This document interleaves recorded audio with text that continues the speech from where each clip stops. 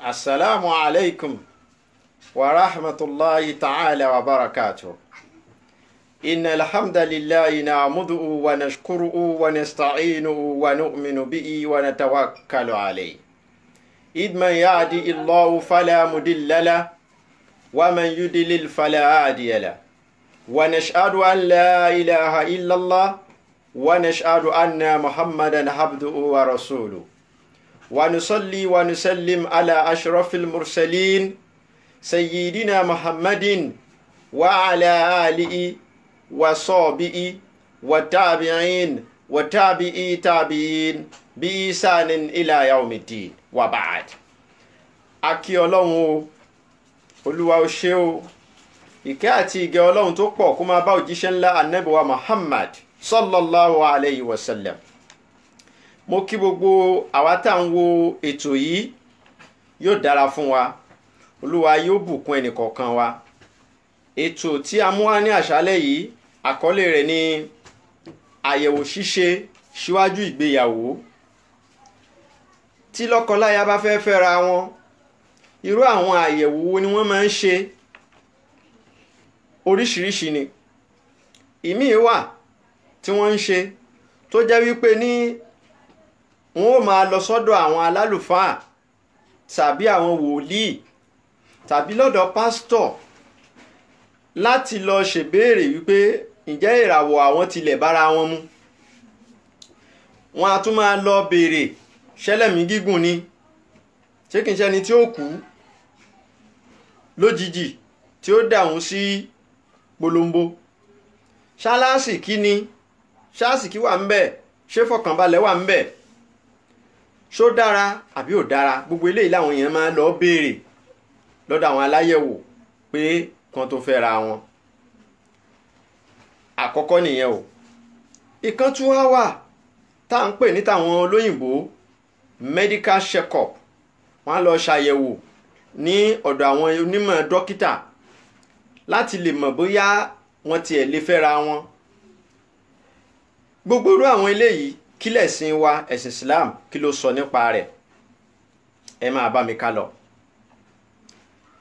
Gbogbo àyẹ̀wò tó bá ti ní ṣe pẹ̀lú pé à ń lọ wo ìràwọ̀, à ń lọ béèrè lọ́dọ̀ àwọn oníyẹ̀mí wò, Islam lòdì sí pátápátá, kò gbà wọlé.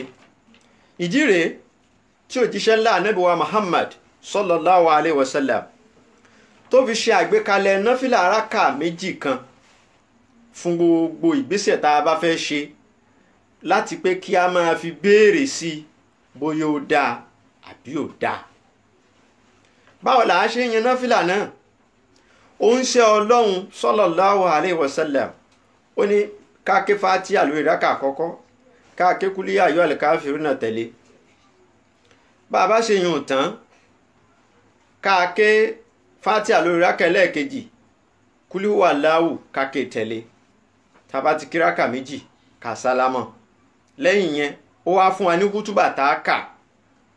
Ìtumọ̀ hútúbà náà ló báyìí pé Olúwa ọba o, mo fi agbára ìmọ̀ rẹ béèrè fún oore, mo fi ìkápá rẹ béèrè fún àkọsílẹ̀ rere, mò ń tọrọ nínú àjùlọ rẹ tó tóbi. Ìwọ lọba tó ní ìkápá, èmi kò ní ìkápá. Ìwọ ló ní ìmọ̀, èmi kò ní ìmọ̀. Ìwọ ló mọ ohun tó pamọ́ jùlọ. Tó o bá mọ̀ wípé nǹkan báyìí á wá dákọ̀ nǹkan náà tá a fẹ́ ṣe, tá a fẹ́ béèrè sí. Tó o bá mọ̀ pé nǹkan báyìí lóore fún mi nílé ayé mi àti ní ọ̀run mi, àti ní ìkángun ọ̀rọ̀ mi, ìkángun tayé àti ti sàárè, kó o bá mi kọ sínú àyànmọ́ mi, kí o sì fi ìbùkún sí i fún mi, kó o sì sọ di ìrọ̀rùn fún mi. Tó o bá wá mọ̀ wípé nǹkan báyìí tí mo fẹ́ ṣe aburú ni fún mi ní ayé mi àti lọ́run mi, àti ní ìkángun ọ̀rọ̀ mi àti ní ìkángun ayé mi àti ìkángun sàárè mi, dárí nǹkan náà kúrò lọ́kàn mi, kí o kọ àkọsílẹ̀ yìí tó lóore fún mi níbi yòówù tó bá wà. Dájúdájú ìrẹ lọba tó ní ìkápá lórí ohun gbogbo. Èyí ni àkànṣe àdúà tí òjíṣẹ́ Ọlọ́run bá sallallahu alaihi wasallam tó kọ́ wa láti fi ká fi máa béèrè fún àyẹ̀wò bóyá n tá a fẹ́ ṣe ó dára àbí kò dára.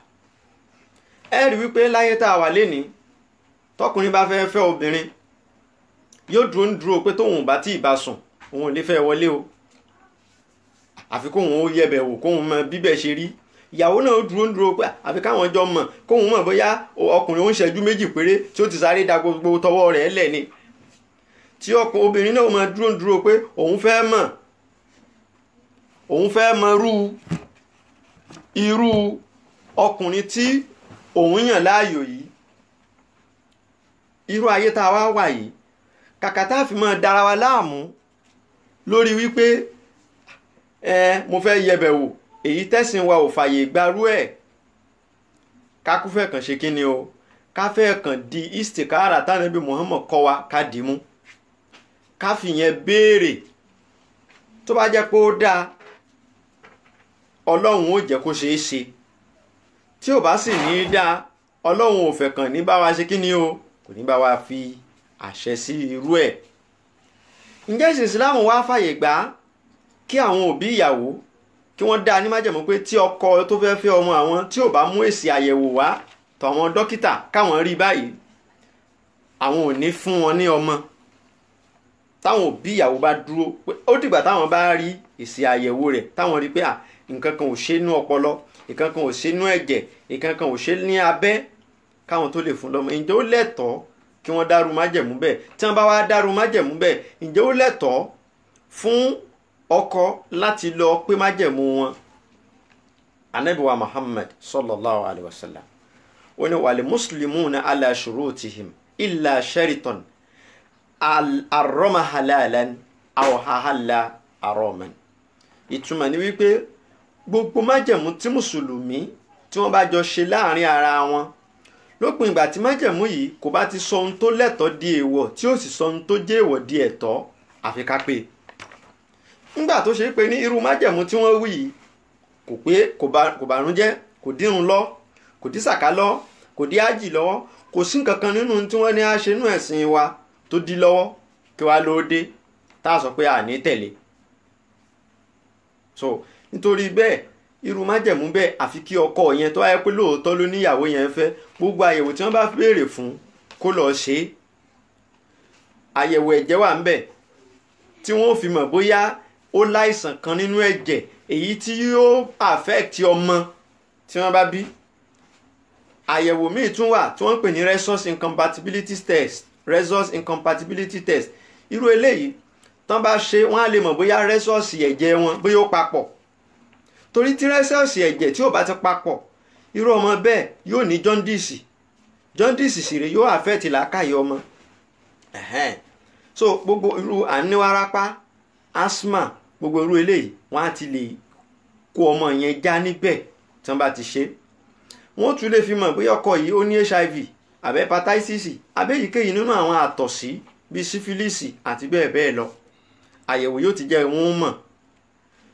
lákòótán òjíṣẹ́ ńlá Ànábì wa Muhammad sallallahu alayhi wa sallam ó sọ ní ọ̀rọ̀ kan ó ní firra minal majzumi firaraka minal hazard. bí ó ti ṣe sá fún ẹni tó bá ní àìsàn ẹ̀tẹ̀ lára, bẹ́ẹ̀ náà ni kó o ṣe sá fún ẹnikẹ́ni. bó ti ṣe sá fún kìnìún, bẹ́ẹ̀ ni kó o ṣe sá fún ẹni tó bá ní ògòdò lára. ògòdò ń jọ́nà àìsàn kan ni tí máa ń ràn bíi ká sọ pé ẹ̀tẹ̀.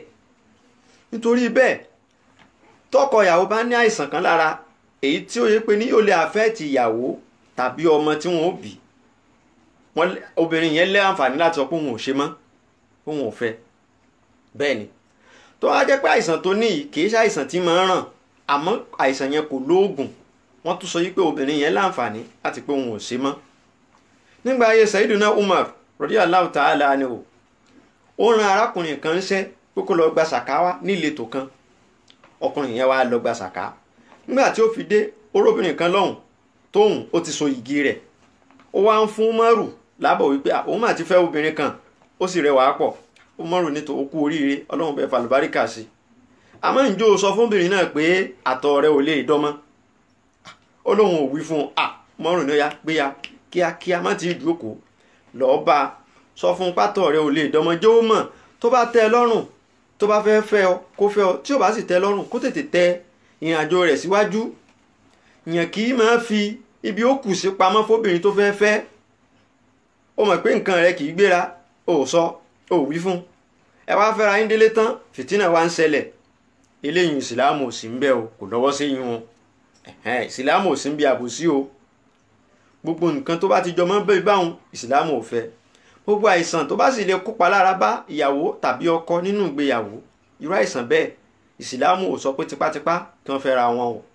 Kùránì là, Kùránì orí kejì ẹsẹ̀ karùndínlọ́gọ́wàá 195, Quran chapter 2 verse 195, ó ní gbogbo ohun tí ó bá lè ṣokùnfà ìparun fún yín ẹ má débẹ̀.